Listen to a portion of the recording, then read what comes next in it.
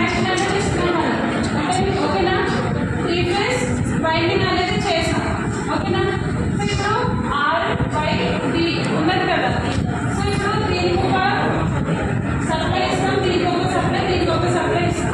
So ఇప్పుడు మనం supply ఇచ్చినప్పుడు ఏంటంటే ఈ బ్రైట్నెస్ పెంచుకోవడం స్క్రీన్ పెరిగిపోతాను కదా వైండింగ్ చేస్తాం కదా సార్. దాంట్లో అనేది కరెంట్ అనేది పాస్ అవుతుంది. అదిగో చెప్తున్నా. Red wire